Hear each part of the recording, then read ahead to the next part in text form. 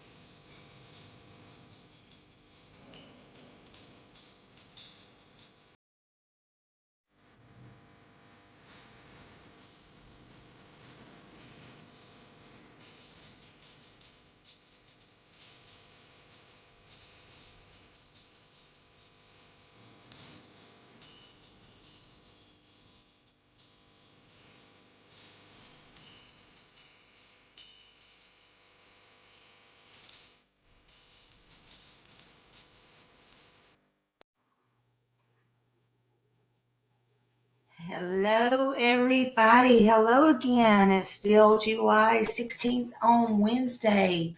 Welcome in. Welcome in. It's 11:20 p.m. Central Standard Time. Hello, Annabella Honeys. Hello, Miss Janice. Hello, good to see y'all. Hello, hello. Welcome in. Welcome in, everybody. You did not get it confused. We are talking about, I know my name is Stephen, but I do want to honor Sebastian Wayne Drake Rogers from Hendersonville, Tennessee, who is still missing since February 25th, 2024, 5/5, when he got gone, 120 pounds, thereabouts, brown hair, brown eyes, and black frame glasses. And if you know anything about him, please call it in. there is a reward. You can call FBI at 1-800-CALL-FBI. Their other number is 1-800-225-5324. And the tip line is up there in the description. I do not want to ever forget Sebastian Wayne Drake Rogers. Welcome, Janice. Welcome, Ava. Hello. Hello, Jeannie. The real me. Welcome, welcome. Robin. Hello, Robin. Beautiful. Michelle Davis. Welcome. Welcome in, everybody. Yeah, that song is sad, isn't it? Hello, hello. Yes, Robin, this is a beautiful but sad story. And if nobody's heard it, by golly, they need to hear it. So everybody coming in, welcome. Let me get down here and make sure I didn't miss nobody. I think I have everybody here. I think I do. So go ahead and hit that thumbs up button. And yeah, if you are like me, we're going to watch some videos and we're definitely going to talk about it. But if you're like me, I was a little bit younger, but I saw this story and I'm going to tell you what, this stuck with me forever, even before I got in true crime. I've even mentioned it on my live before, but just mentioned it in kind of passing. And I thought about this story tonight, earlier, and I'm like, I'm going to talk about this because I don't know, it just kind of reminds me of a lot of things, and I'm going to go over it. So we're going to do that. And the name, they have a movie of it. I don't know if you can still find the movie or not, or you have to order it on Amazon. But if you have not seen the movie, please figure out whatever you can do to get the movie. I'm going to tell you something. I was looking on TikTok, and TikTok has the movie broke down in pieces. I could have got it, and I may play some of the important parts. I may share, later on with y'all, like I usually share stuff on TikTok. Hey, Denise. But I don't think I can play all of them because just the way that they're made and set up, and we can't do the movie things or something like that. But if you have not seen the movie, I definitely encourage you to. This is a true life story.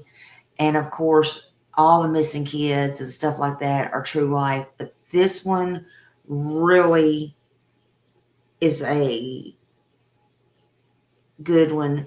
Do y'all remember we used to watch Lifetime? Lord, I don't even know if they got Lifetime movies like they did before. But yeah, it's on TikTok in parts. I couldn't really find much on it on YouTube other than people talking, and I think we'll watch one or two videos on here. But anyway, it's not the same. I just want to stress that. I cannot stress it enough.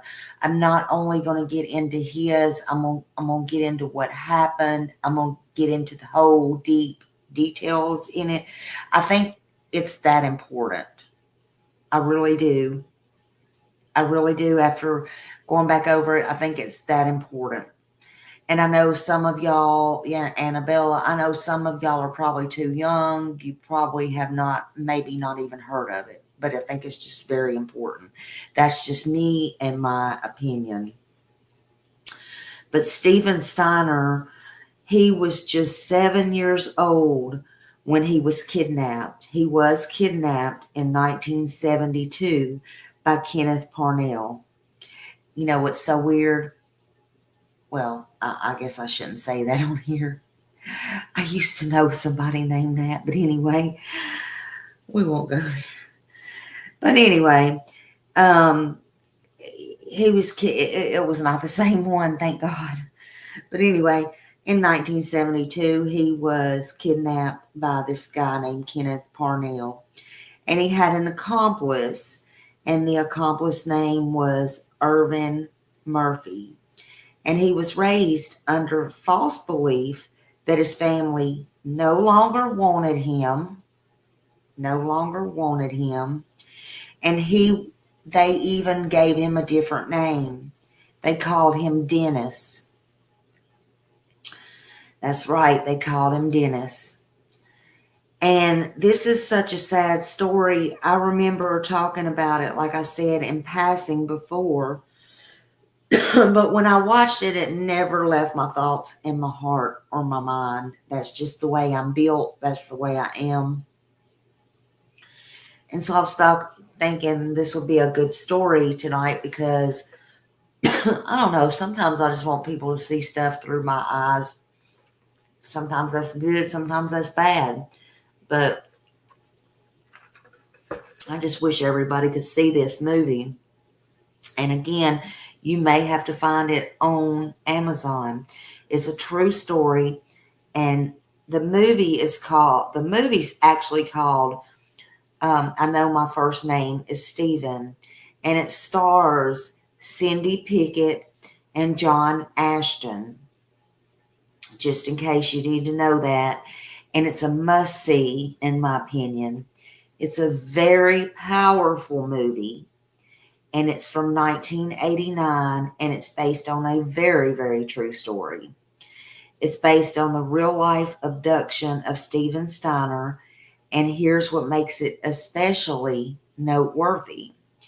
Steven Steiner was just 7 years old when he was kidnapped in 1972 by Kenneth Parnell, and his accomplice, Irvin Murphy, was,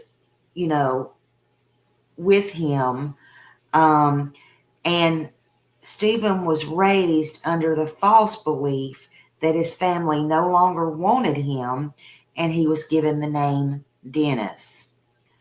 This Parnell guy who kidnapped him made him believe, again, his parents didn't want him. They got him this little puppy.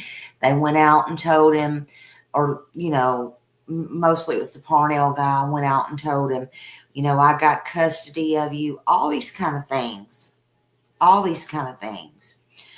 So over this 7-year period, Parnell repeatedly abused him. And at 14 years old, Stephen actually rescued another kidnapped child. And his name was Timothy White. And he helped Timothy White escape, and with him, bringing him to safety. And so he was not only a victim, he was a real hero. This is what I would definitely call a hero. This got national attention. And because Stephen, he was kidnapped at 7. Thank you, Millie, for that trigger warning. Because Stephen was 7, he got to a certain age that when he was kidnapped, Parnell decided he was going to go out and get another younger little boy. That's why I think about in Sebastian Rogers' case and stuff like that. People don't just freaking, and it makes me so mad. Stay calm, Smiley. People don't just kidnap. Their statistics.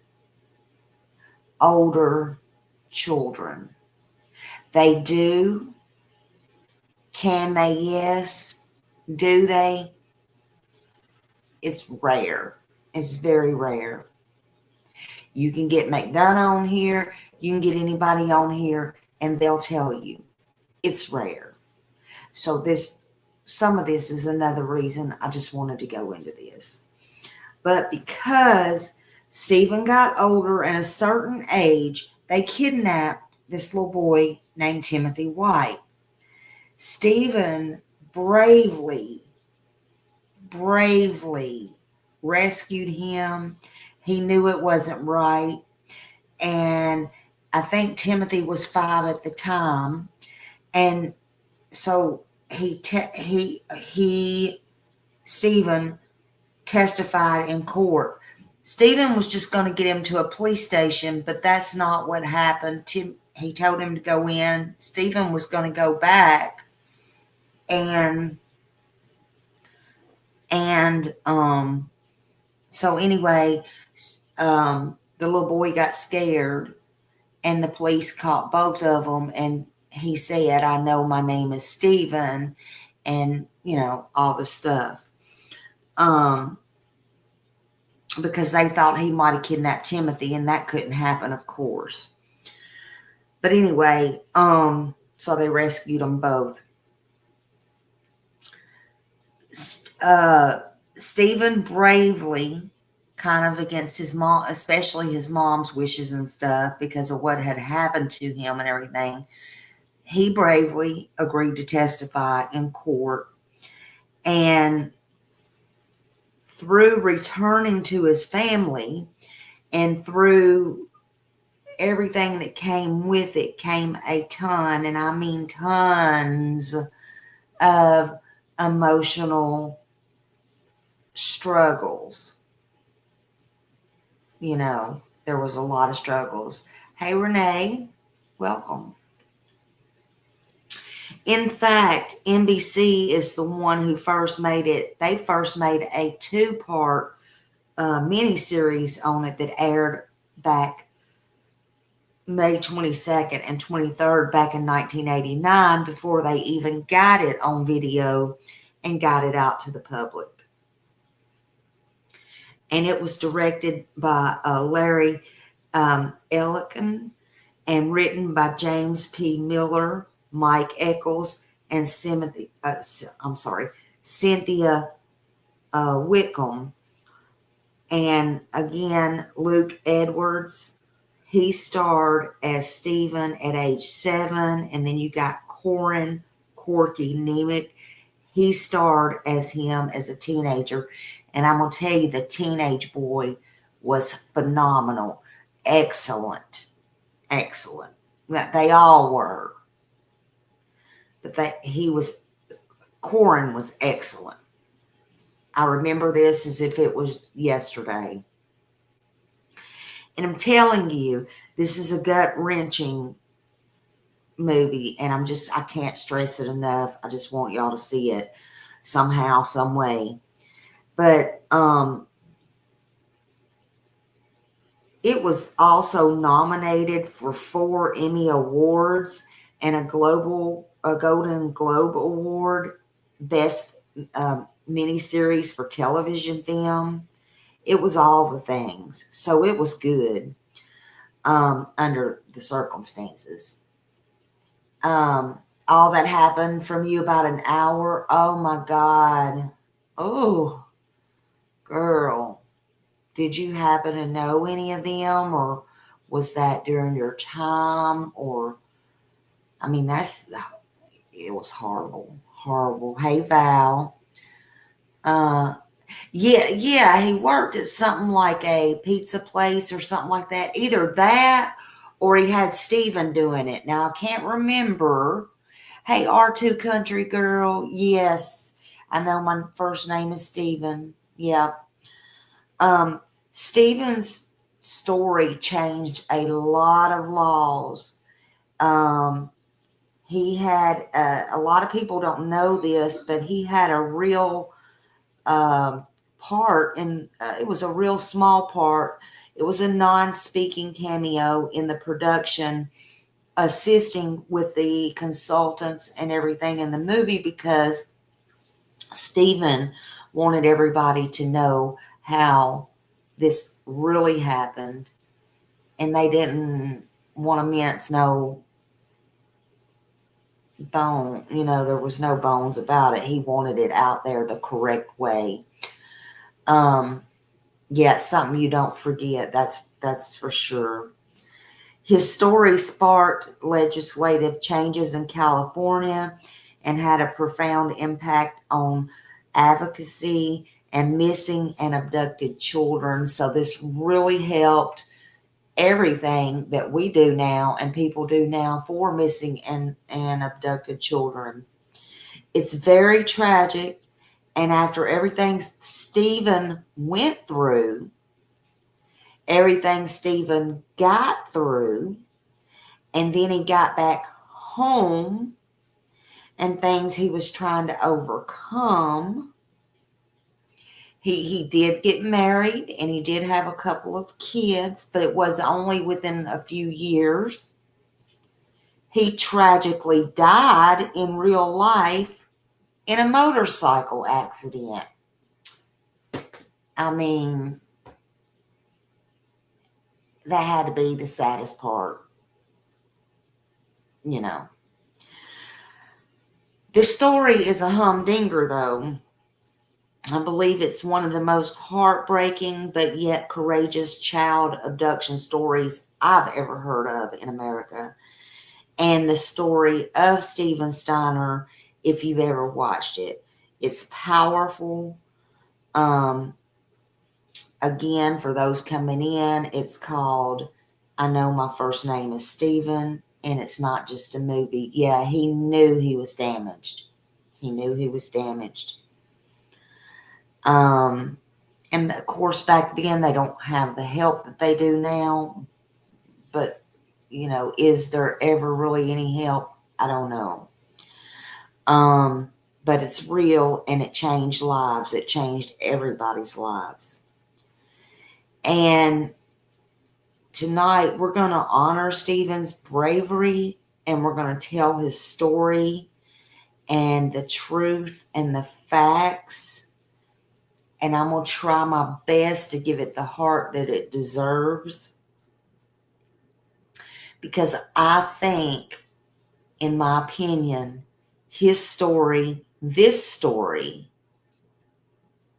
it still needs to be told, in my opinion. And I think a lot of people that have saw it have forgot about it. His name, Stephen Gregory Steiner, was just 7 years old. And it was December 4th back in 1972 in California. He was on his way home from school. Now, think about that. Your 7-year-old, your 7-year-old child, your 7-year-old grandchild. Oh, we're going to get to that too, Robin.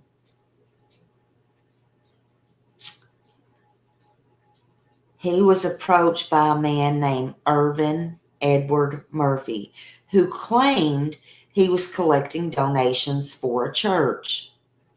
Murphy lured Stephen into a car with another man, which was Kenneth Parnell. That's who Kenneth had recruited to help him. Kenneth Parnell was a convicted pedo, and he was pretending to be this minister. But Stephen never made it home. For 7 years, 7 years, Stephen was held captive by Parnell. He was moved from town to town all across California, everywhere, every town, motels, everything, you name it. Parnell brainwashed him. He brainwashed him into believing his parents had given him up. He renamed him Dennis Parnell. He enrolled him in school, and he raised him as if he was his own son. Only he did bad things to him. Worse, he subjected Stephen to years of all of that abuse. Physically, emotionally, sexually. No one knew he was really a missing child. I mean, his parents did. Everybody was looking for him. Please hear me when I say they gave him a new name and they enrolled him in school. Of course, back then, it would have been a lot easier to do that. A lot easier than it is now. Is it possible to do that now? Yes. But it's even hard now to get your own children in school. Utility bills, proof of birth certificates, shop records, all the things. Just throwing that in there. Today, it's much harder to put a kid in school if it's not yours. Even if it's yours, everything has to be proven. Just so. But back then, not so much. Yeah, he used to beat the crap out of Stephen. Absolutely. But here's where Stephen's story shifts from victim to hero. Because he turned out just to be that, a hero. In 1980, Parnell kidnapped another child and brought him back.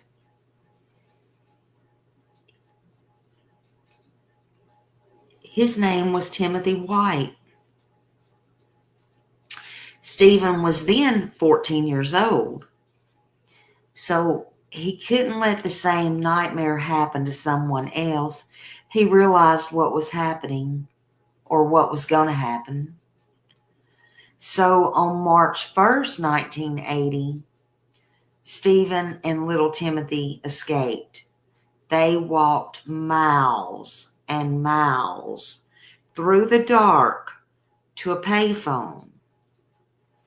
They got in front of the police station and they flagged down this police officer, or he sent him up there actually to go in, and Tim and the little boy got scared, but he didn't wait. They kind of run because Stephen was going to go back. He just wanted to make sure that Timothy was safe. But see, Stephen didn't even think his family was still alive. He didn't even know they were still alive. But when the police noticed and brought him in and questioned him, he said, "My name is Stephen. I know my first name is Stephen." They realized he was the boy who had been missing for 7 years. The police knew exactly who Stephen was. Now, Stephen got back home, and so did Timothy. Stephen returned home, but things were not that simple. Just imagine being 14 years old, being gone 7 years, raised, brainwashed, lied to, raised under lies, abused for years, day in, day out. And then suddenly you're back with the family you love. You know it's your family, but you don't really know. You don't know them. You barely remember them. You had been brainwashed. You had a new name. You were told your parents didn't want you. They gave you away. You were lied to. You were told the courts gave them, he was adopted, which was a lie.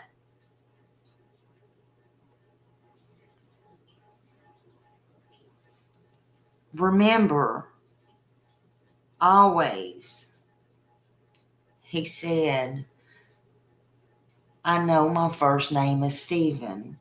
So thank God he remembered that. And that was not brainwashed out of his head. He remembered his first name. His parents, Delbert and Kate Steiner, welcomed him home with love and open arms. But trying to get all where you know each other again and bring him in, and that was hard. They had other children too. It was hard. He struggled to adjust. He had trauma that lingered. And also, he was a hero, and all that was coming. He was getting all of that attention, whether he wanted it or not. But he was a young man lost in this huge world, this cruel world that had just simply moved on without him for the last 7 years. Still, he never regretted saving Timothy White. Never. That's right, Val. He had PTSD for sure. Again, he had a part in the movie, and he tried to make sure everything was just right. He wanted the world to know. He wanted to know what it was really like to live through this horror. Stephen didn't live to see how far his courage had rippled through time. Again, in 1989, the same year the movie aired, before Stephen even got to see it, Stephen Steiner died in a motorcycle accident, and he was only 24 years old. How sad. I can't even imagine that. After all that. But he left behind a wife and 2 young children, and I guess a legacy, if you want to say, of bravery. And as if that wasn't enough, his poor mom and dad had more tragedy to come. His brother, Cary Steiner, he went on to become a convicted serial killer in 1999.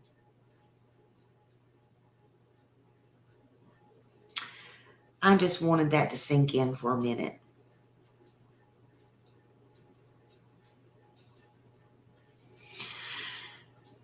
That's probably a story for another day, but it's one that definitely deepens the pain of the Steiner family and what they endured. Stephen Steiner's story isn't just about what happened to him. It's about what he did with unimaginable courage. Yep, that's what I said. His brother, after he was saved and everything, Stephen's brother, Cary,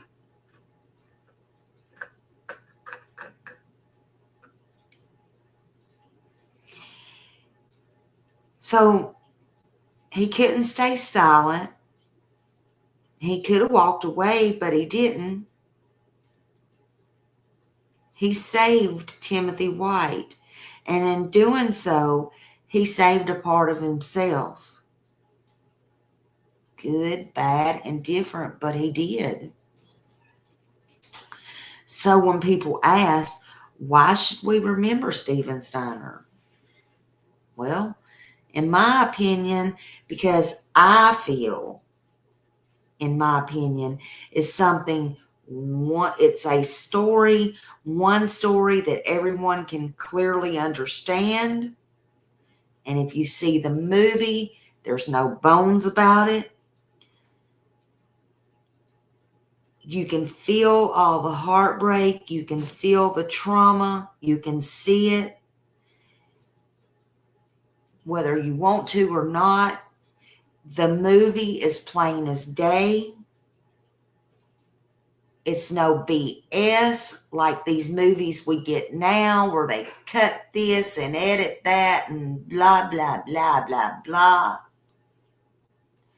Because this is not only a true story, but if you'll remember back then, those were the kind of stories that were, I don't want to say this story, I don't want to say, I'm not talking about this story in particular. I'm just saying, when you watched a movie, you watched good movies. When you watch a movie now, actually, I think they're like shit, if you want to know the truth. It's kind of like cars. The old cars back then were the true, real deal. Well, this is the true, real deal. You don't get no cut. We can't say this. We can't do that. This is not da. I just feel like this would resonate with everybody. They don't make movies, I guess, and stories as powerful today and as real and as honest and as raw and as true as they really are as they did back then. And because it's important to know, and because he never stopped fighting,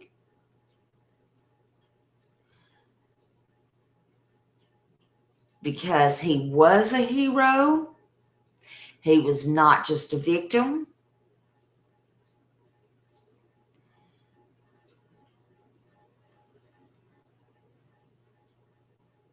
And he kept fighting until the day he died on that motorcycle. And this is why I think it's important. And this is why we must speak out and that we must fight for the truth. And if you know anyone who's in danger, don't wait. If you suspect anything or anything looks suspicious and you don't think people belong where they're supposed to belong, don't wait. I'd rather be safe than sorry. There's always that 1-800 The Lost number, National Children for Missing and Exploited Children. And look, that's why if we see something, we need to say something. Stephen not only saved himself, he found his courage, and he was a hero. If Stephen's story touched your heart, share this, speak his name, let it be known. His actions saved another child's life. That child, I believe, was 5 years old. I believe Timothy was 5 when they got him. He saved him. And his name deserves to be remembered, and more than just a tragedy. And I should mention the boy Timothy White, that was saved. Let me tell you something. As an adult, Timothy grew up and he became a Los Angeles County Sheriff's Department deputy. He was known to be humble. He was known to be kind. And he was quietly courageous. And those traits likely came from what he endured and the early experience that he had, and from the man Stephen that saved him. Unfortunately, tragically, Timothy White also passed away April 1st, 2010, at the young age of 35. He died of a embolism. So just like Stephen, Timothy died young. And just like Stephen, he's remembered for his bravery and his resilience and his service to others. He wanted to give back. And he wanted to save people. Yeah, life is so unfair. In 2010, there was a statue made.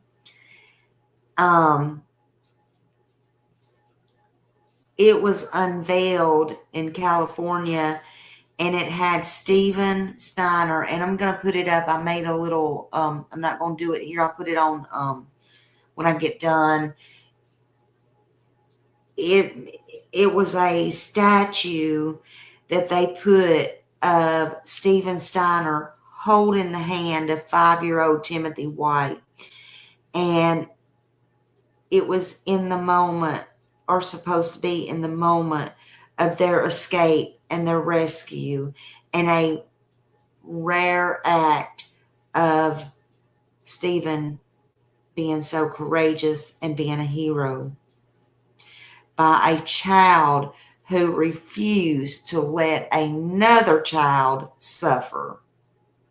If children can do that, and if Stephen can do that, people can open their eyes here and let people know and help these children out here. The statue still stands today as a symbol of hope, as a testament of bravery, and it's a memorial to both young men who are no longer with us, those two, but it left a lasting impact on the entire world. Now, Kenneth Parnell, the main kidnapper, the one that had the role of all this, and it was his bright idea, and he was the predator who orchestrated this whole entire thing,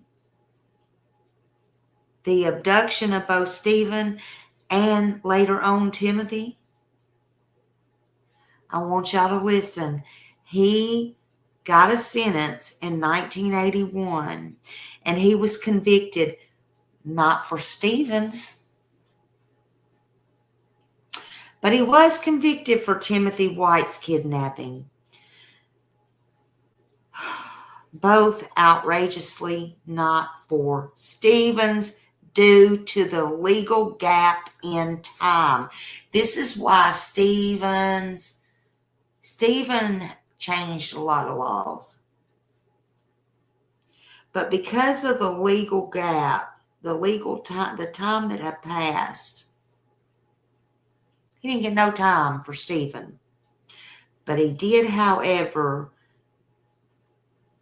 get a little tiny speck of time for Timothy.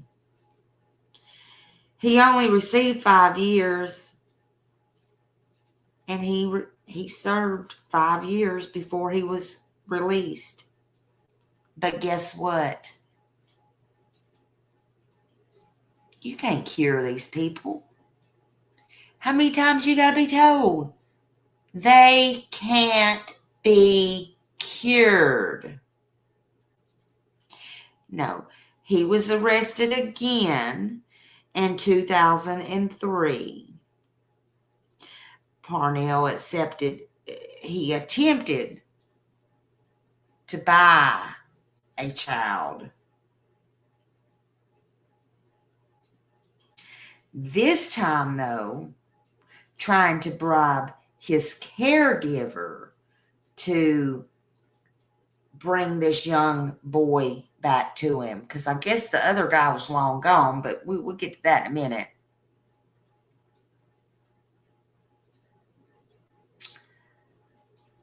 But the caregiver went to the police. Thank God. So the final sentence was in 2004, and he was convicted of attempting to purchase a child. At that time, he was sentenced to 25 years to life under California's 3-strike laws. 3 strikes, and you're out. Didn't matter. On January 21st, 2008, he was 76 years old, and he died of natural causes in prison. Natural causes, probably just died peacefully in his sleep. I couldn't tell you. But he's still going to have to meet up with his maker. Now, Edward Murphy, the accomplice in Stephen's kidnapping, and we're talking about Stephen's now. His role, Murphy was just a co-worker of Parnell.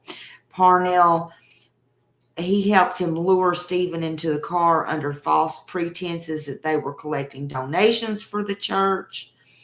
And he was convicted for his part in Stephen's abduction. Don't ask me why Parnell wasn't charged in Stephen's, but this one got part in the abduction. But guess what? He got less than 2 years. So later in life, after serving time, Murphy just faded into the wind somewhere. There's no other public information about him. If he's alive today, and we don't know because I can't find it, if he's alive today, he would be in his 80s or his 90s, if he's still alive. I hope he's burning in hell, frankly. But his exact whereabouts, or whether he's still living or not, is very unclear. There's no recent public updates and nothing on his status. The man who took Stephen and Timothy, Kenneth Parnell, he's dead. He died in prison. What a disgrace. The accomplice who helped lure Stephen, Edward Murphy, served minimum time. His status is unknown. He's either deceased or he's elderly. Who knows? Who knows? I don't know why they're protecting his whereabouts or if he's dead or alive. Don't know. But Stephen Steiner's parents, Delbert and Kay, they were so deeply affected. They were affected by both of their sons' stories. You got one son that's a hero and survived being a victim and saved a young boy. And then you got a son after all that who committed these horrifying serial murders and was convicted. And that was Cary Steiner, Stephen's older brother. And the town was in shock, believe me. And here's what I know about them. Delbert and Kay, they lived in Mercer, California at the time when Stephen disappeared, and many, many years afterwards. After Stephen's return, Stephen was reunited with them in 1980. And their family life was never the same. Not ever. Not ever. If you can imagine. Not ever.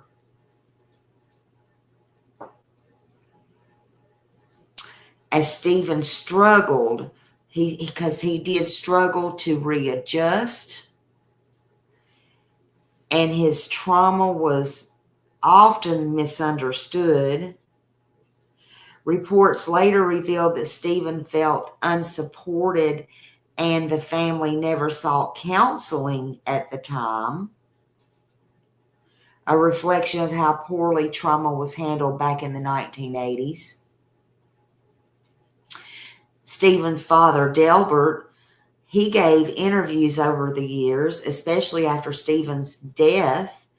And later, when Cary was arrested for his crimes, Delbert Steiner passed away in 2013 at the age of 79. Stephen's mother, she led more of a private life.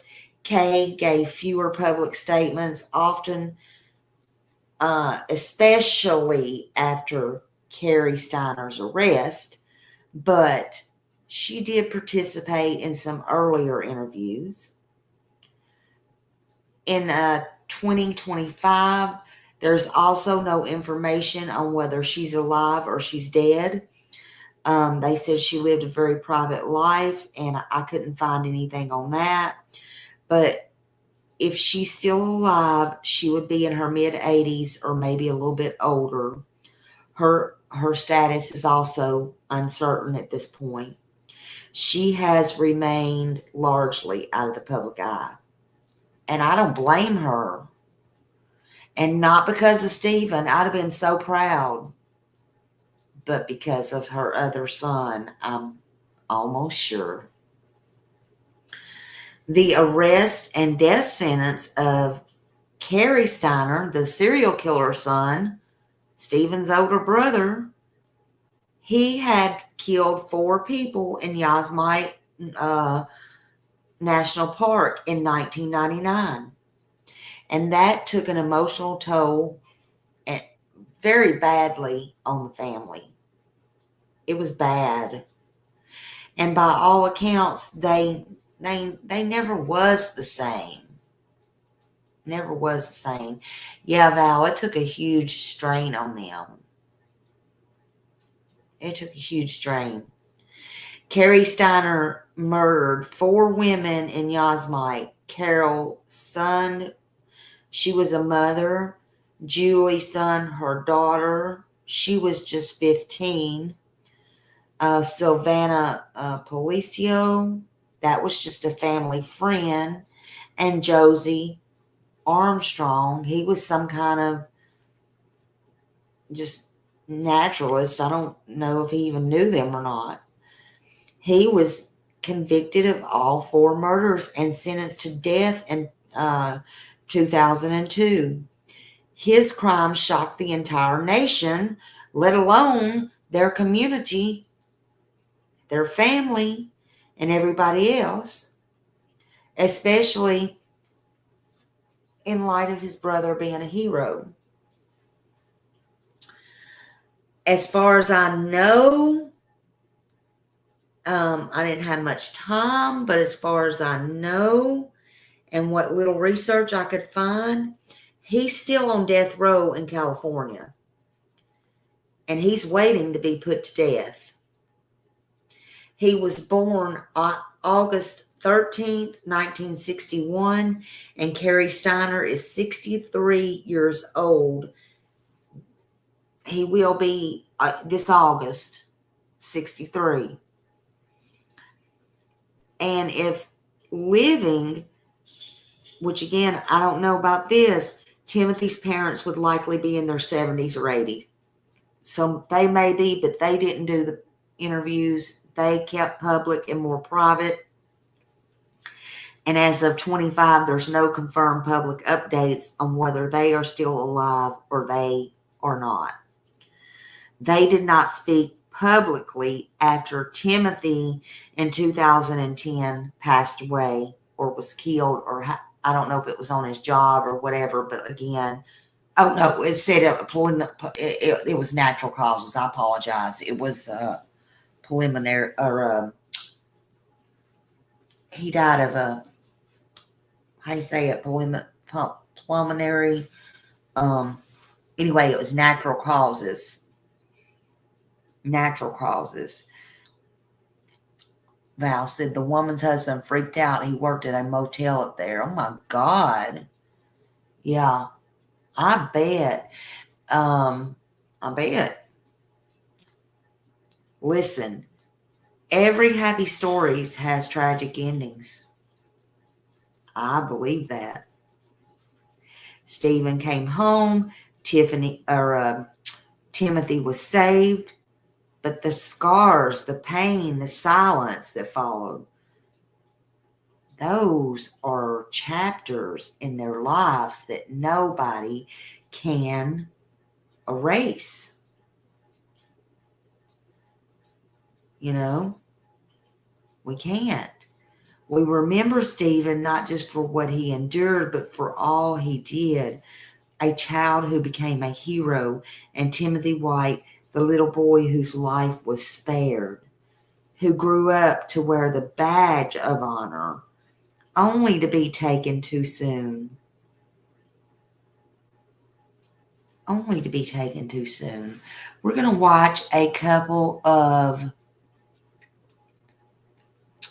videos here. And I want to show you, and you'll get some kind of idea if you haven't seen it. So bear with me in my videos, honey. Let's see.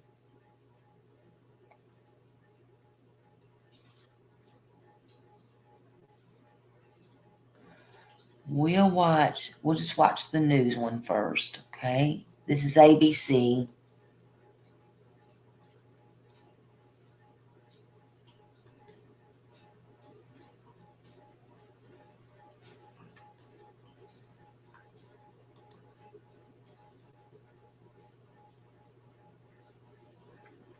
Wait a minute. Why is it? Oh, God. Hold on. California, which is in the... It's in the middle of nowhere, surrounded by almond groves and peach orchards. It's a small farming town in the Central Valley of California, which is in the huge shadow of Yosemite. Merced, they call the gateway to Yosemite. I started singing Bye Bye Miss American Pie. We're talking 1972. American Pie was on the radio. Singing this will be the day that I die. It was the year of Watergate. It was the year that Pong was introduced. The Brady Bunch. The Brady Bunch. We became the Brady Bunch. The Stainers lived on Betty Street. It was a middle class kind of a neighborhood. The parents were Delbert and Kay, and Carrie was the oldest of 5 children. He had a younger brother, Stephen, and 3 sisters, too. Del worked as a mechanic in a peach cannery. His mother, Kay, was always described as distant, somewhat aloof, a woman who raised her children with sort of almost a coldness. Kerry was a nice guy. He was kind of a quiet guy. Our days would be just get on our bikes in the morning and go to the park, hang out with friends, or skateboard. He loved his brother, hung out with him, played with him, looked out for him. Stephen had walked almost all the way home. That's when it happened. A man in a car offered him a ride. So at the same time that the Stainer boys are growing up in Merced, about 2 hours away in Yosemite, there's a little stooped, pasty, nebbishy guy named Ken Parnell. Kenneth Parnell was working at the Yosemite Lodge, doing the books for them. He was convicted previously of molesting a child. But he found a job in Yosemite because that kind of guy could find a job in Yosemite. A lot of people run to Yosemite to get away from things. And Kenneth decided that he was going to abduct a young boy. He was able to recruit a coworker of his, a slow-witted fella named Irvin Murphy. And finally, on December 4th, it was a sleety, wintry day, he and Irvin Murphy got into Ken's big white Buick and drove into Merced. Stephen, what happened that afternoon? Do you remember when you were walking home from school? And they saw this little boy, 7-year-old Stephen Stainer. Stephen had left school, headed straight south from here, 4 blocks. And when he was on Yosemite Parkway, which leads to Yosemite National Park, he was approached by an Irvin Murphy.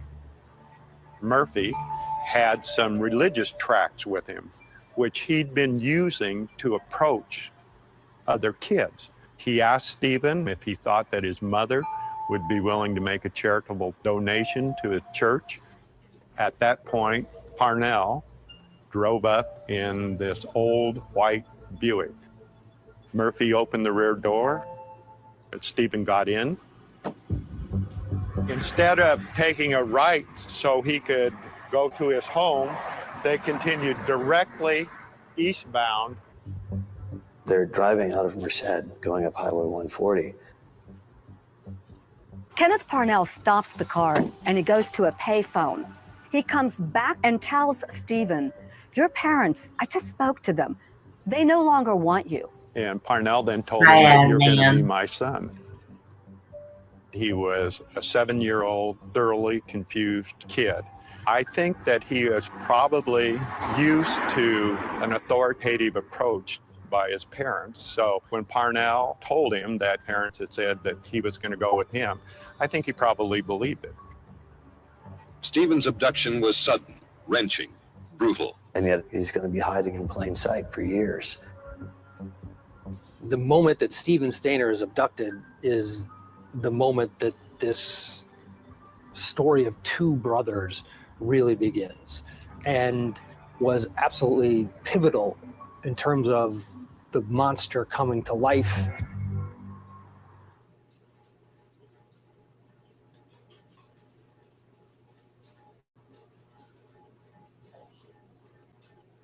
Okay.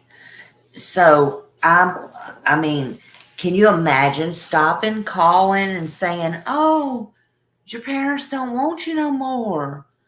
Oh, I mean, really? What the heck? Yeah. Val, thank you so much. Thank you. Hold on. I think I got my little thing up here working now. Hold on. I think I did. Hold on. I think I did. Hold on. I want to try it. Here we go.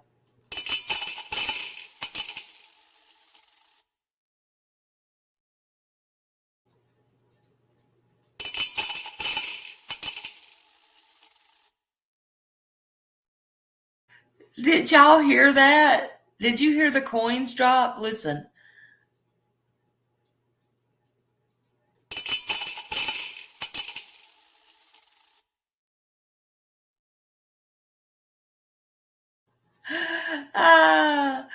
I got it working. I hope y'all heard the coins drop. I was like, whoa. Thank you, Val. Thank you. So yeah, let's watch another one here. This is okay, let's see.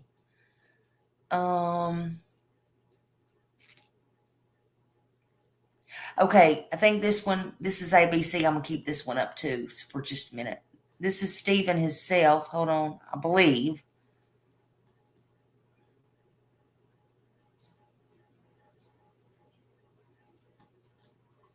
Stephen Stainer disappeared on his way home from school in Merced, California. He was 7 years old. 2 weeks ago, he walked into a police station in Ukiah, California with a younger child who had been kidnapped recently. Apparently, Stephen had been kidnapped and told that he had been adopted.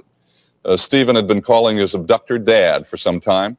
For 7 years, his parents, Kay and Delbert Stainer, never gave up hope that he was alive. And this morning, they have these three members of the Stainer family joined us, and they are joining us from San Francisco, where it's still the middle of the night. By the way, because there is a legal case pending, there are details we cannot talk about. Michael Hyder is their attorney, and he is with us this morning really to make sure that nothing is said that would influence their cases. Good morning, Stephen and Mr. and Mrs. Stainer and Michael Hyder. Nice to have you all with us. Thank you. Thank you, David. Thank you. Stephen, to police and your parents, obviously you just disappeared off the face of the map. What happened that afternoon? Do you remember when you were walking home from school?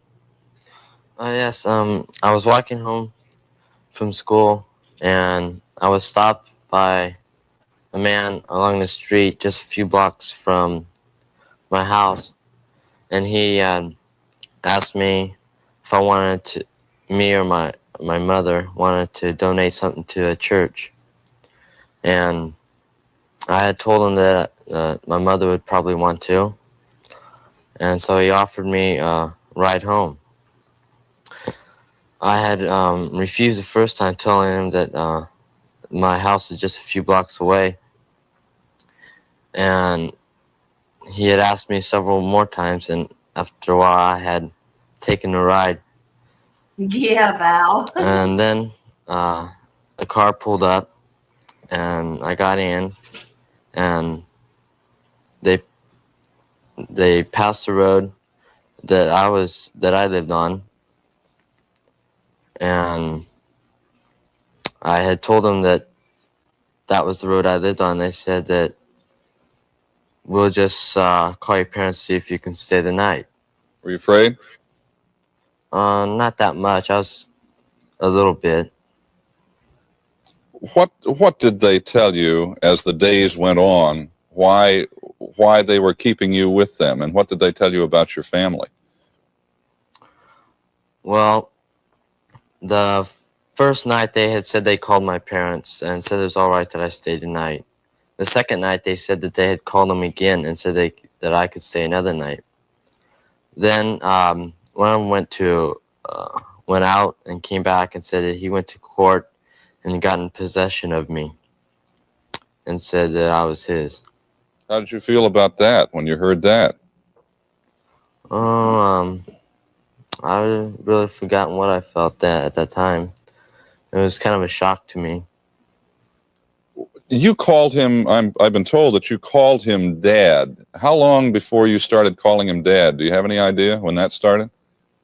That started about a week after my abduction. What were your thoughts during the 7 years about your parents? Did you think about them? And if so, what went through your mind? Through the 7 years, I don't remember what went through my mind, but I thought of my parents very often. Mr. Stainer, did you have any doubts during those 7 years that you'd see your Stephen again? Well, I had a lot of hope up to 2 years ago. There was a few things that came up that I kind of lost my hope and faith in it, but I was wrong. Fortunately. Mrs. Stainer, did you share his hope for that period and then lose it at any point, or what happened with your mind? I never did lose my hope that I would find Steve. I didn't get into all the things that Dell did. I was oblivious to all that kind of stuff. I just went merrily on my way, believing that Stephen would be home one day. In 1972, Stephen Stainer disappeared on his way home from school in Merced, California. He was 7.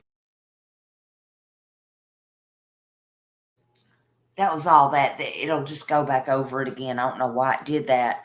But, okay, I have another one too. Hold on. Sorry, y'all.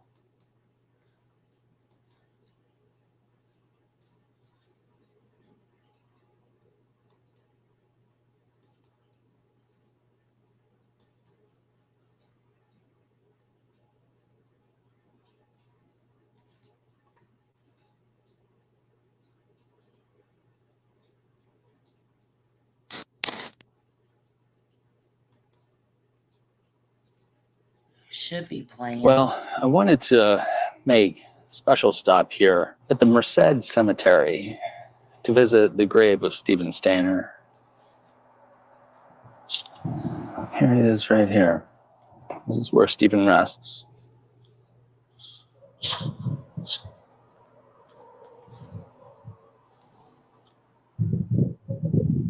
As I mentioned before, when I was a kid, maybe 12 years old, I saw the movie I Know My First Name is Stephen, and Exactly, it just Val.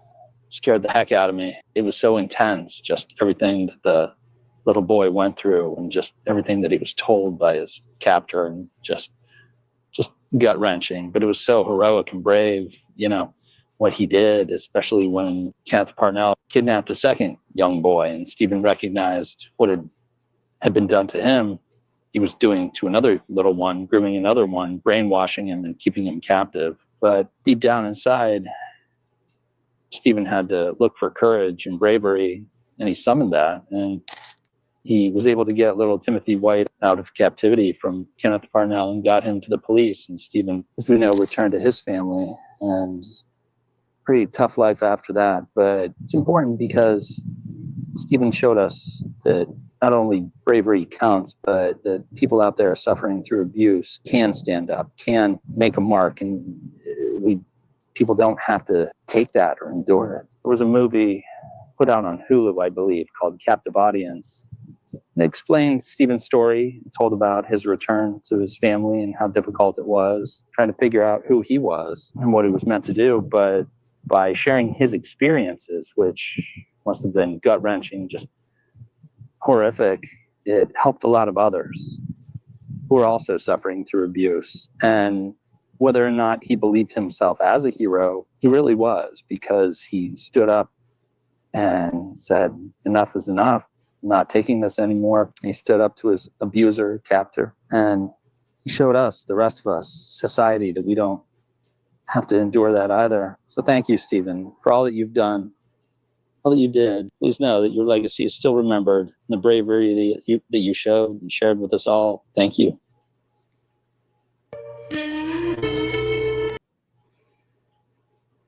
That was so sad.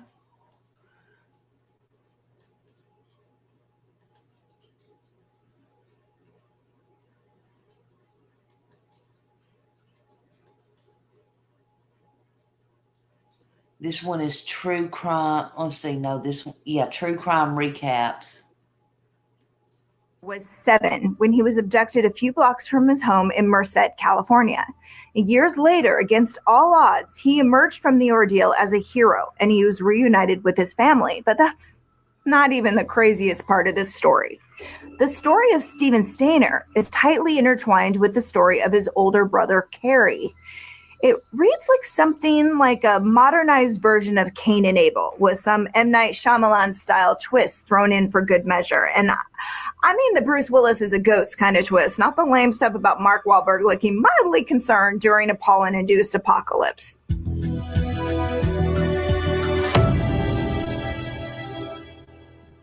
So it all started when Stephen was walking home from school on December 4th, 1972. A man named Kenneth Parnell convinced a coworker to help him lure the young boy into a car with promises of giving him a ride home. So when they drove right past Stephen's road, the boy started to get nervous. The men stopped by a payphone and pretended to call his mother to keep him calm. When Kenneth returned to the car, he told Stephen his parents no longer wanted him and he was going to go live with Kenneth instead. The boy believed him and he didn't put up much of a fight. About a month after his abduction, Kenneth forged the documents required to send the boy to school, birth certificate and all. Well, back in the 70s, it wasn't nearly as hard to fake those kinds of records. Told you. From that moment forward, Stephen Stainer was known as Dennis Parnell. He was told to call his abductor Dad, and eventually they fell into a strange sense of semi-normalcy. Though his teachers and classmates described him as a regular, happy-go-lucky kind of kid, but life at home was a nightmare of physical violence and repeated sexual assaults. Like many abused children, he kept his pain a secret, fearing what would happen if he told anyone what was going on, where he came from, or who he really was. For 7 agonizing years, Stephen was too terrified to escape or ask for help. But all that changed once he began to get a little older. Though Kenneth was a pedophile, after all, eventually Stephen was bound to get too old to interest him any longer. He would have to find another young boy to fulfill his twisted desires, and he wanted Stephen to help him find his replacement. But Stephen couldn't stand the thought of leading another child into the hands of a monster, and he sabotaged most of Kenneth's plans in secret. When his captor finally did manage to kidnap a 5-year-old boy, Timmy White, on Valentine's Day in 1980, Stephen immediately became protective of him. He made it a point never to let Timmy and Kenneth be alone together, even leaving school early to make sure he could make it home before Kenneth did. Thanks to his vigilance, Stephen managed to save this younger boy from the same abuse that he'd suffered himself.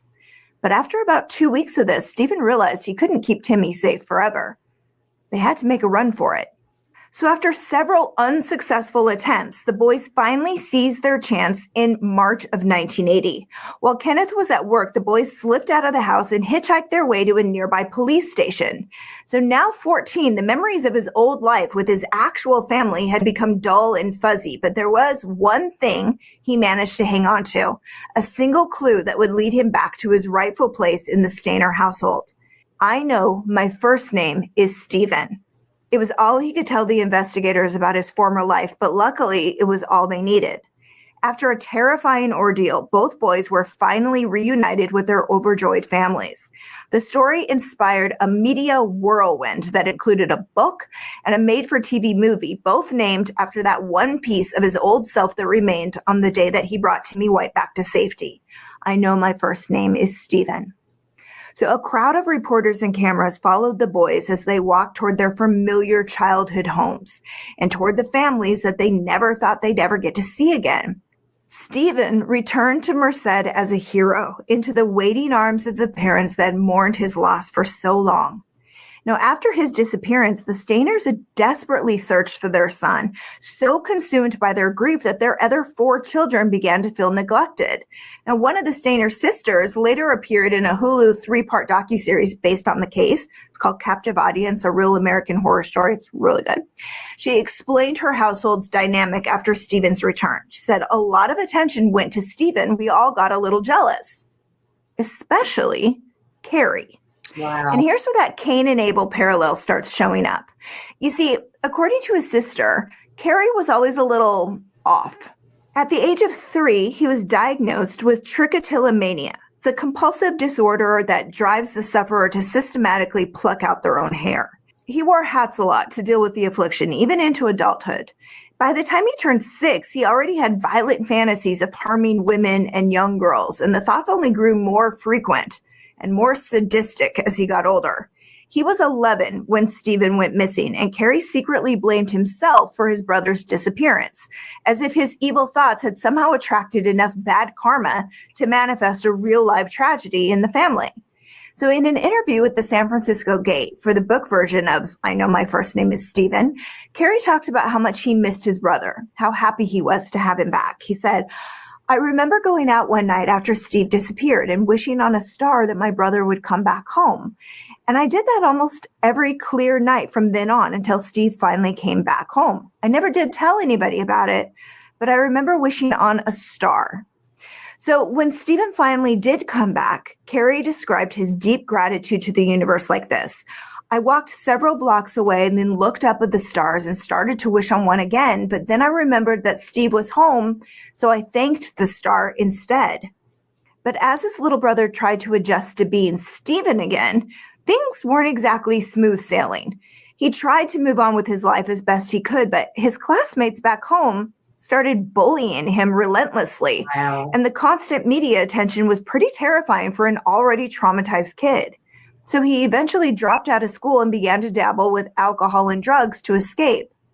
Well, having all the information out was painful for Steve. That affected how he continued to grow. That's how his mother explained in the Hulu documentary. Now, the director, Jessica Dimmock, later told the New York Post that she was surprised by the media's invasive handling of this young boy's pain. And even more surprising, what in God's name are these kids bullying him for? Also, to complicate matters, the Stainers were much more strict than Kenneth Parnell, who had allowed Stephen to pretty much do whatever he wanted. He said he returned almost a grown man, and yet my parents saw me as their 7-year-old, at first. That's what he told the reporter from Newsweek. But why doesn't my dad hug me anymore? Well, he thought, 7 years changed him too. Kenneth Parnell was convicted of kidnapping and false imprisonment and sentenced to 7 years in prison. He only served 5 before he was released, which is kind of enraging when you stop to think that he spent way less time in jail than Stephen spent being his hostage. In 2004, Kenneth was once again hauled off to prison, though, this time for attempting to literally buy a child, and he was given 25 to life for his crimes. He died behind bars 4 years later at the age of 76.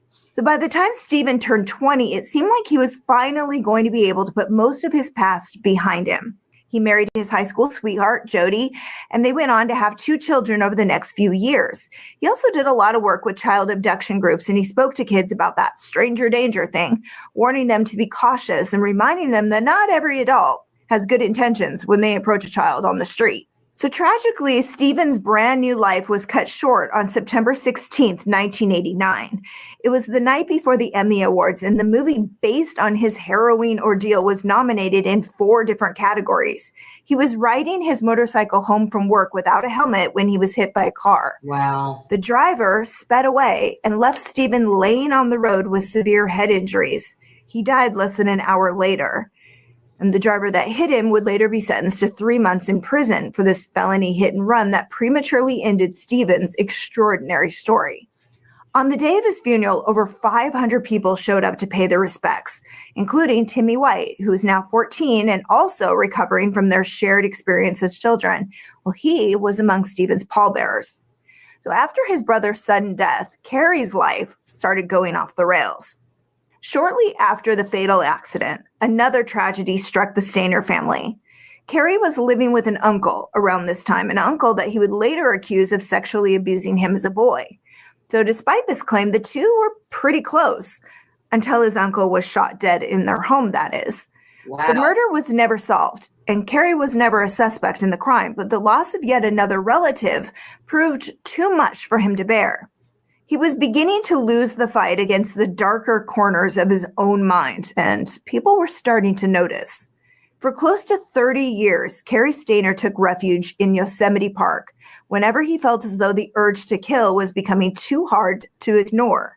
As he grew closer to adulthood, he liked to find a secluded place in the park to strip naked and smoke pot, or as he called it, partake in a bowl of the devil's lettuce. This all seemed to help curb his more obsessive tendencies. You know, that makes me wonder. I just wonder. So they didn't suspect him in his uncle's death, but it makes me wonder, could he have had something to do with his uncle's death, especially since he was a serial, whatter. I think that's very possible, but I don't know. And Renee, you're right. You can't make this shit up. I was looking, I wanted to tell y'all, his sisters, as of now, I even looked up in 2025, his sisters, he's got one Corey, he's got one Jody. They've remained out of the spotlight as well. And at first they had a lot of public attention. And I guess a lot of it was because of Cary, this guy right here, being, the serial whatever. And so they just kind of more or less went underground per se. And I don't blame them one bit. But very little's known about them. After his death, one of his sisters did not become any public in any way. It says right now in 25, she'd be either in her 50s or late 50s or her early 60s. And there's no public record of her. And then Jody, she was mentioned in one of the older interviews and family discussions, but just like her sister Corey, Jody was not maintained in a public profile either. And so she would also be in her 50s or late 60s. And it's saying, well, why so private? Well, because the Steiner family endured so much. They had Stephen's abduction. They had his early death. They had Cary's horrific crimes on these people. And it's likely that both of the sisters intentionally avoided the media, which I don't blame them. I probably would have hid under a rock somewhere. I'm just saying. Now, I will say Ashley Steiner, Stephen's daughter, they say she's occasionally spoke in public, and she's appeared in the Hulu documentary, and it's called Captive Audience, and it was made in 2022. And you're right, you'll probably be able to find that one. The sisters were not featured, so I don't know if this, the one on Hulu, I think that's more of this is just me, I could be wrong. I think that one on Hulu is more of an update or, something like that. But yeah, I just want to touch base on that. That's wild. tendencies. For a long time, that seemed to be enough to keep himself in check, and then it wasn't. According to Sean Flint, a journalist that followed the Stainer family story, Cary had a couple of nervous breakdowns, one of which included a suicide attempt in 1991. In 1995, he told a friend named Mark Marchese that he felt like jumping in a truck, driving it through the shop, and killing the boss, killing everybody in the office, and then torching the place. Mark urged him to seek help, but Cary refused. The Stainers weren't really the go-to-therapy type, even after Stephen's 7 years of unimaginable torture and trauma. So whenever their mother suggested that the children get some kind of treatment for what they'd all been through, their father would insist that they didn't need anything of the sort, and Cary seemed to kind of share the same belief. Instead, he spent more and more time in the national park. With nothing but a little, Mary Jane to keep him company, he began to get lost in his own head, sinking even further down into the depths of depravity. In 1997, he was hired as a handyman at the Cedar Lodge. It was only a few miles from the main gate of Yellowstone, his beloved stomping grounds. He worked there for 2 years, and he continued to enjoy his downtime at Yosemite. He liked to sunbathe in his birthday suit, often with a joint in his hand, and pretty much just kept to himself, enjoying the serenity of his surroundings. It was a stark contrast to the chaos inside of him, the chaos that would soon overwhelm his every waking moment. 2 years later, in February of 1999, Cary Stainer finally snapped. It started when Carol Sunt checked into a room with her 15-year-old daughter, Julie, and Julie's friend, Silvina Peloso. February was part of the off-season for Cedar Lodge, so there usually weren't that many people around looking for a room, and unfortunately, it gave Cary the perfect opportunity to act out the desires that preoccupied him, even as a young boy. For a while, he merely peeped through a window, watching his intended prey carry on with getting settled into their temporary quarters. It didn't take long to come up with a plan. Toolbox in hand, he knocked on the door. He explained that he was the maintenance guy, and he asked to take a look at a supposed leak in their bathroom. With no reason to doubt his claim, Carol invited him inside. It was a fatal mistake.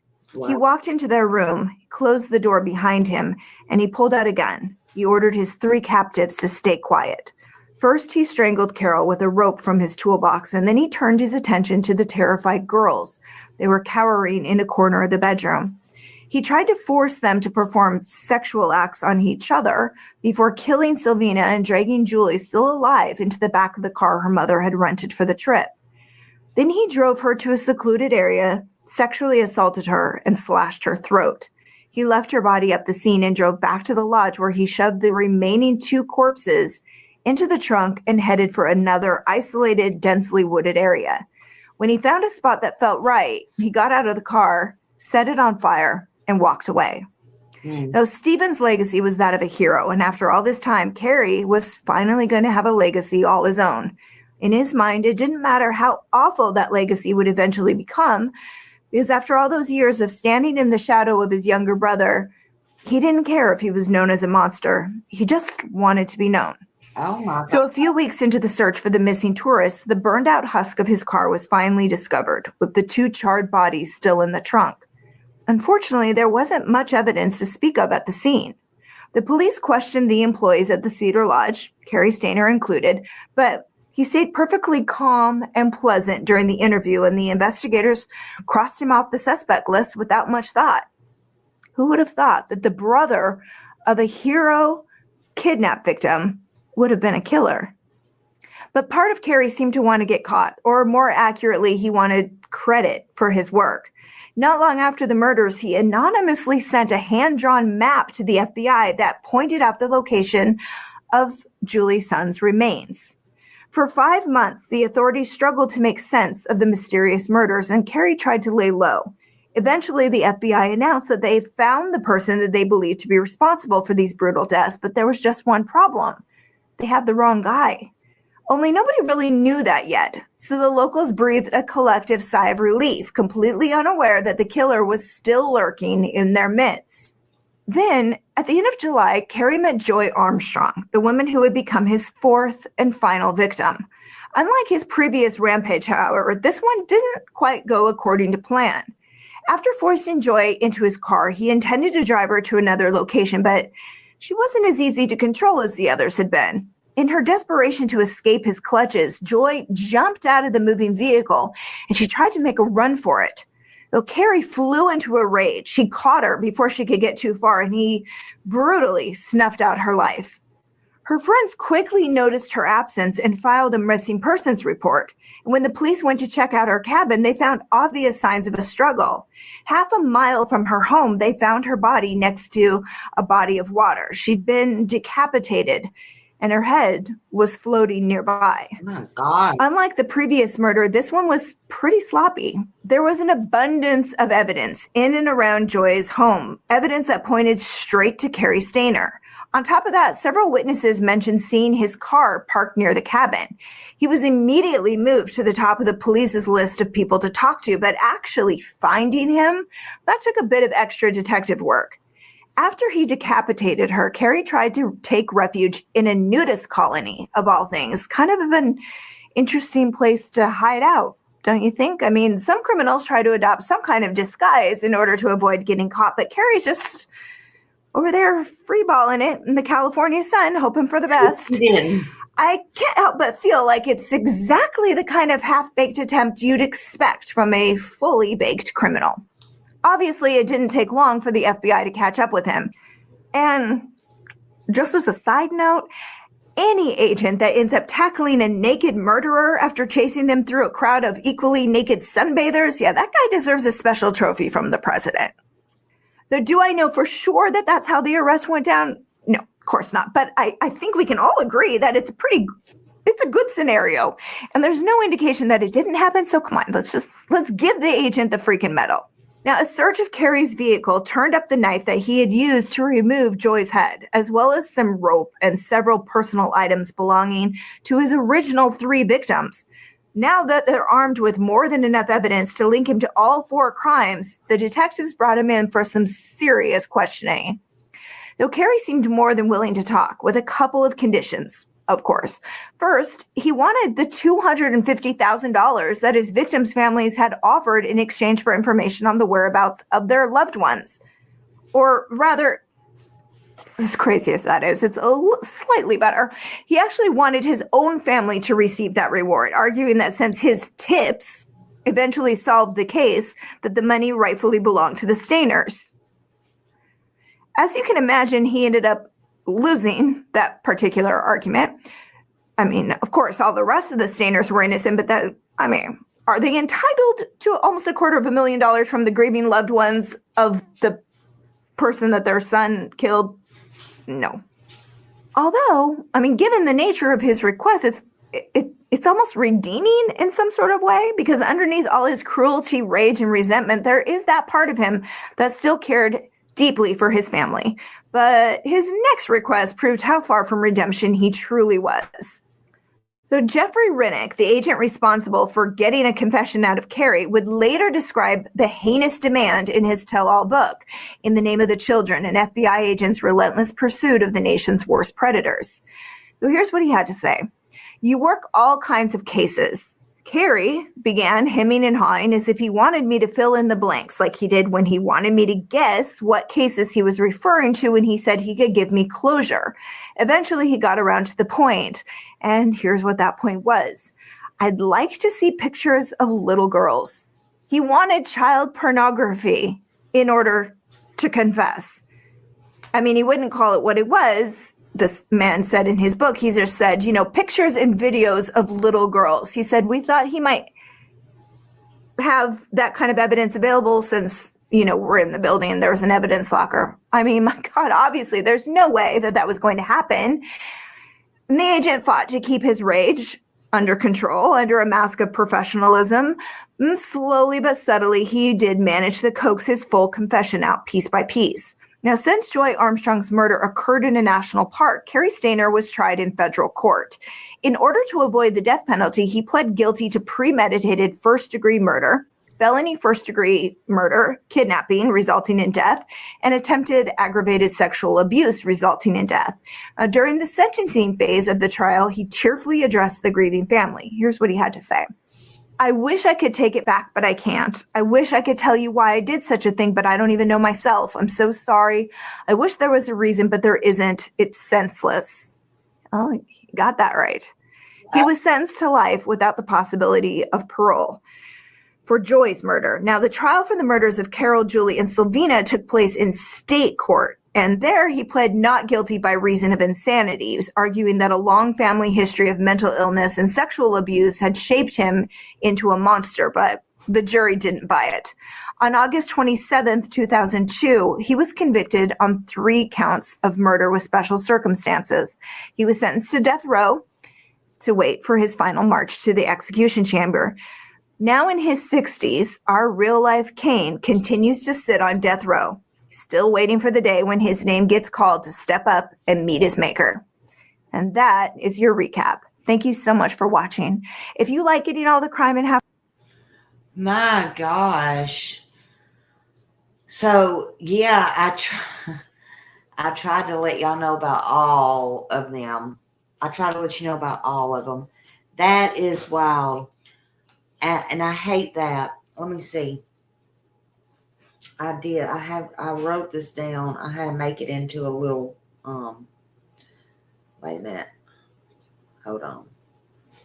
Now I gotta find it.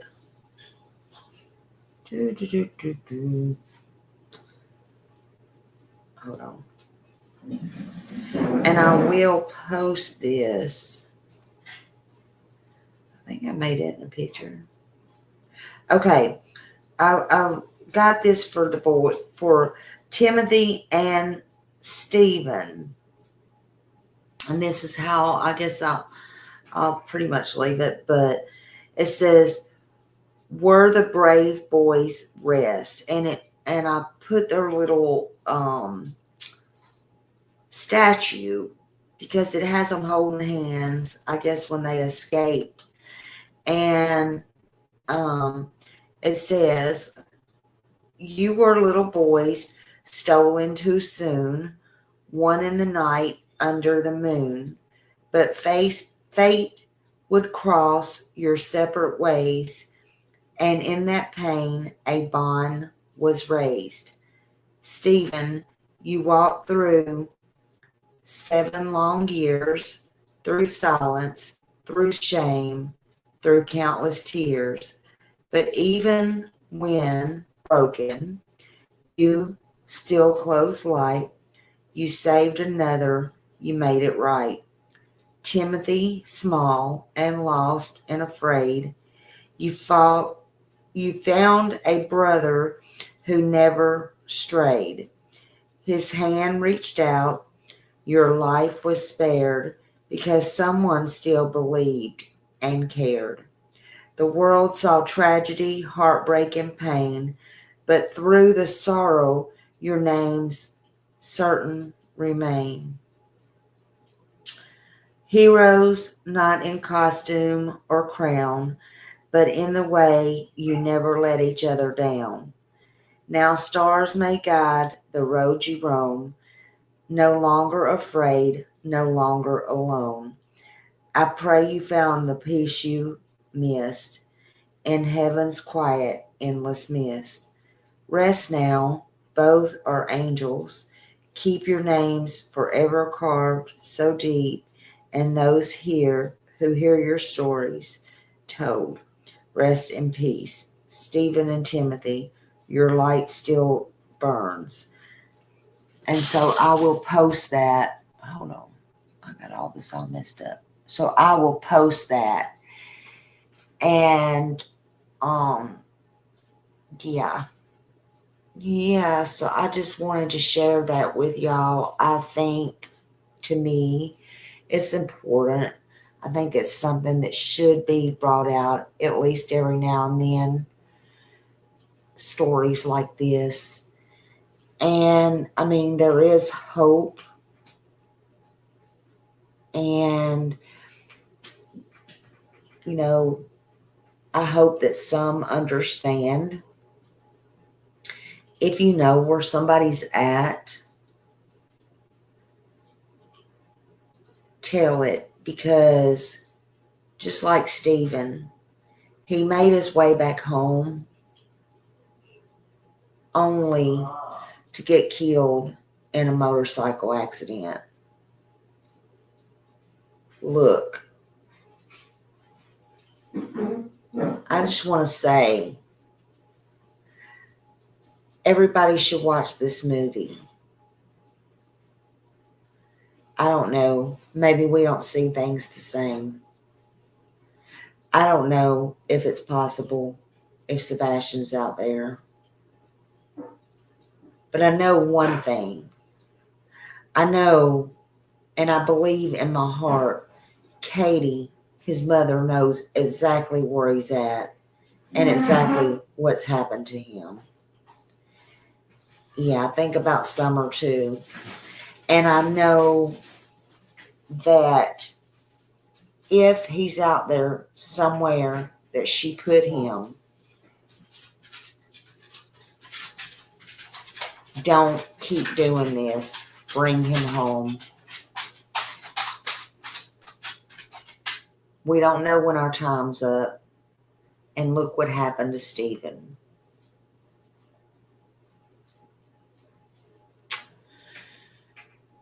So, y'all, I appreciate you all being here. I really do.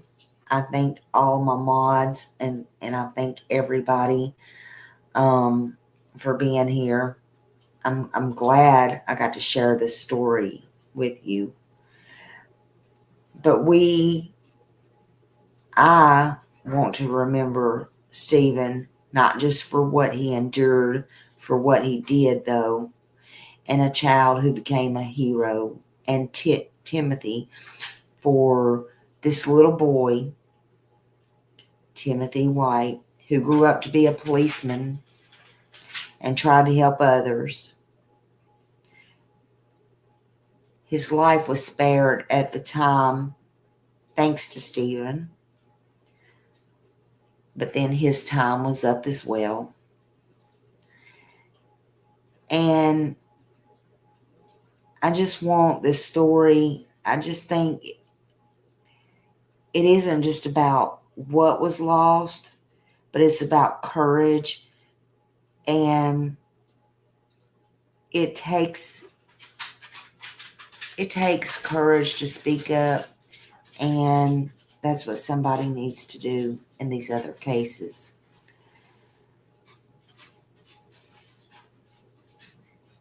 Every happy ending also has tragic stories. Something you can't turn back this time. Just remember that.